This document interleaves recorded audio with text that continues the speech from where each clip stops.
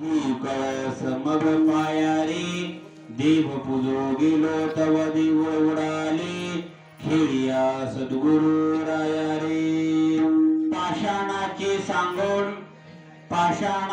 सांगड मृगजळ डोही वांझेचा पुत्र पोहला रे देव पूजो गेलो तव देव उडाले खेळिया सद्गुरु राया रे दुतोंडी हरणे पाण्यासी आले मुखाविन पाणी प्याली रे देव पूजो गेलो तव देव उडाले खेळिया सद्गुरु राया रे आंधळ्याने देखिले बहिऱ्याने ऐकिले पांगळ्याने पाटलाग केला रे देव पूजो गेलो तव देव उडाले खेळिया सद्गुरु राया रे एका जनार्दनी एकपणे विनवे हरीच्या नामी तरले रे देव पूजो गेलो तव देव उडाले खेळिया सद्गुरु राया रे पांडुरंगा करू प्रथम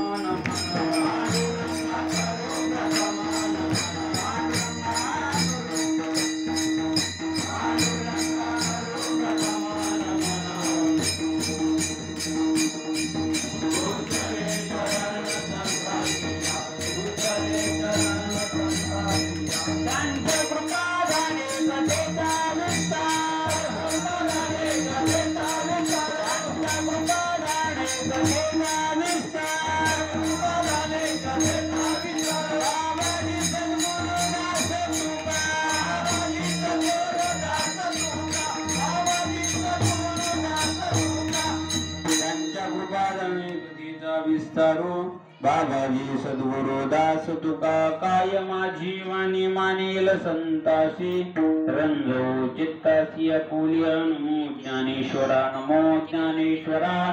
निरोती उदारा सोपान देवा मुक्ताबाई नमो त्रिभुवन पावनी अद्यत्रय जननी देवाची सबिंदु सिंधु शुष्कल तरंग भंग रंजितम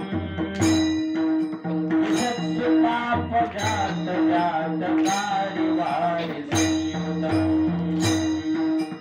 शांत भूत काल भूत विहारी वर्मदे त्वदीय पाद पंकजं नमामि देवी नर्मदे त्वदीय पाद पंकजं नमामि देवी नर्मदे मस्तक माझा पायावरी यावर करी संतांच्या जयांची केलिया स्मरण होय सकळ विद्येचे अधिकरण तेची बंधू श्री चरण श्री गुरूंचे ते नमस्कारोनी आता चिंचेच्या पानावर एक देऊळ रचिले आधी कळस मग पाया रे देव पूजो गेलो तव देव उडाले खेळिया सद्गुरु राया रे विश्वसंत श्रेष्ठ शांती ब्रह्म पैठण निवासी एकनाथ महाराजांचा कूट प्रकरणातील अभंग आहे। या अभंगाच्या माध्यमातून शांती ब्रह्म एकनाथ महाराजांनी तुम्हा आम्हा याचे आवत जीव मात्राला मानवी देहाची इति कर्तव्यता एका कूट अभंगाच्या माध्यमातून प्रतिपादन केले। विठ्ठल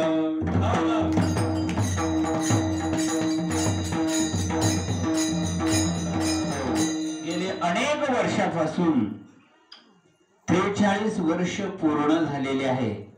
भगवंतांच्या निश्चिम कृपेने आणि साधू संतांच्या आशीर्वादाने अखंड हरिनाम सप्ताह आपल्या सावरी गावामध्ये अखंड हरिनाम सप्ताह चालत आहे आणि पुढे सुद्धा चालणार आहे। कारण तुमचं आमचं सर्वांचं सहकार्य आहे आणि विशेषतः आपलं तन मन धन आपलं सगळं कुटुंब शांतारामजी महाराजांनी तुमचं आमचं सहकार्य घेऊन हा सप्ताह चालवलेला आहे। म्हणून आपण परम भाग्यवान आहात की इतक्या दिवसाचा सप्ताह चालवलेला आहे।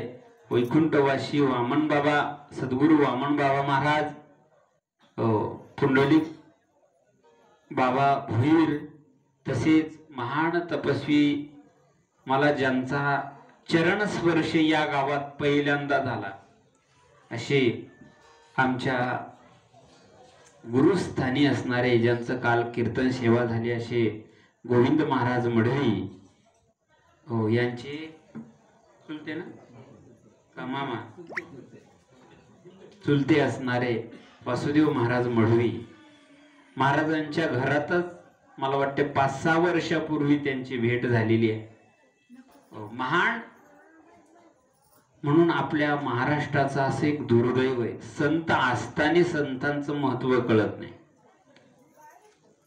आणि संत गेल्याच्या नंतर त्यांचं महत्व कळते. ही महात्मा मंडळी असणारी, माळे जेवते नेले तेवते निवांतची गेले, तया पाणी आईसे केले व्हावा वेगा, या ज्ञानोबरायांच्या उक्तीप्रमाणे संत महात्मा कुचित भ्रष्टा लोकवत लीला कैवल्यम असं ब्रह्मसूत्रानं वर्णन केलेलं आहे. त्या महात्म्याचं, ते महात्मा असतात कधी कधी असणारे गंगावत गजगंडवत गगनवत गांगेवत असं ते संत महात्मा सुदुर्लभ हा विढाल.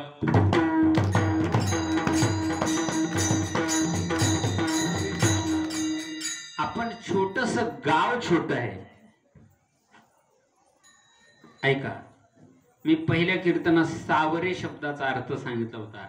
सावधान रहा रे, नाही तर सावध होई बापा, काळ लागला मापा. सावधान राहिलं पाहिजे. कशासाठी? भक्तीसाठी, ज्ञानासाठी, वैराग्यासाठी सावधान राहा. काळाची झडप आपल्यावर पडणार आहे, त्याच्यासाठी आपण सावधान झालं पाहिजे. उठा उठा जागा पाठी, भय लागले मोठे, पंढरी वाजूनी दुधा ठाव नाही तो कोठे. आपण सावध राहिलं पाहिजे म्हणून सावरे. दुसरा अर्थ आहे सावकाश परमात्मा धारण कर. विठ्ठल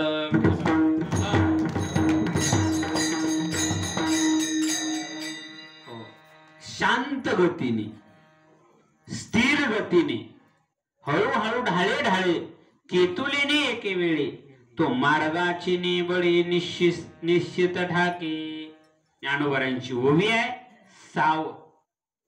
साव शब्दाचा अर्थ आहे सावकाश, अत्यंत धीम गतीने असणार, हळूहळू ढाळे ढाळे. ज्ञानोबरांनी दृष्टांत सांगितला. केतुलेने एक तो मार्गाचे निबळ, फक्त लागा, परमार्थाला लागा. म्हणून आपण अशा कलियुगामध्ये परमार्थ चालू केला म्हणून आपल्याला धन्यवाद देतो. या ठिकाणी सर्व गुणीजन मंडळी आहेत. मला वाटते ही सर्व टाळकरी मंडळी आहे. शांतारामजी महाराज विनेकरी आहेत. आणि मला ज्यांनी पुत्रवत प्रेम केलेले आहे असे नितीन महाराज, भास्कर महाराज ओक, ते या ठिकाणी आहेत. मृदंगाचार्य आहे, पेठी मास्तर आहेत, ह्या ताई आहेत. मला वाटतं या ताईन माझं कीर्तन वाजवलेलं आहे. बरोबर आहे ना?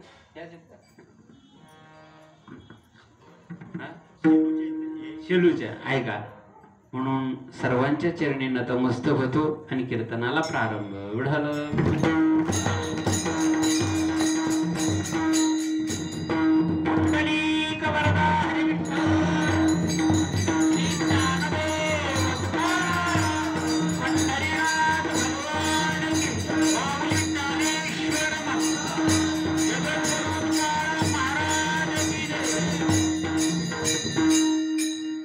अभंग हा अवघड आहे.